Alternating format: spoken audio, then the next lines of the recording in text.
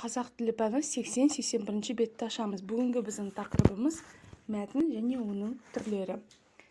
Дәптерімізге бүгін күні жазып, Б әрпін көркем жазып шығамыз. Енді балалар, мәтін дегеніміз не?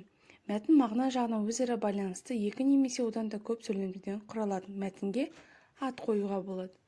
Мәтіннің құрылымына келетін болсақ, мәтін үш бөліктен тұрады. Басы, кіріспе бөлім, ортасы негізгі бөлім, соңы қорытынды бөлім. Мәтін үш түрге бөлінеді. Бірінші әңгімелеу мәтіні, екінші сипаттау, үшінші пайымдау мәтіні.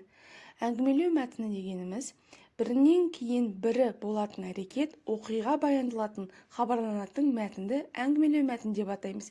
Яғни, не болды, не істеді деген сұрақтарға жауап береді. Заттың немесе құбылыстың сын сипаты берілген мәтінді сипаттау мәтіні деп атаймыз. Сипаттау мәтініне қандай деген сұрақ қоямыз. Пайымдау мәтінінде түсіндіру, дәлелдеу, пікір айтылады. Пайымдау мәтіні неліктен деген сұраққа жауап береді. Балалар, оқулықтың 80-ші бетіндегі 17-ші жаттығуға назар аударайық. Суретке қара. Әрқайсының мазмұнына лайық мәтіндерді таңдап ал. Яғни, үш суретте үш сұрақ қойылған. Біріншісінде не істеді, екіншісінде қандай, үшіншісінде неліктен. Осы жаттығуды орындап көр.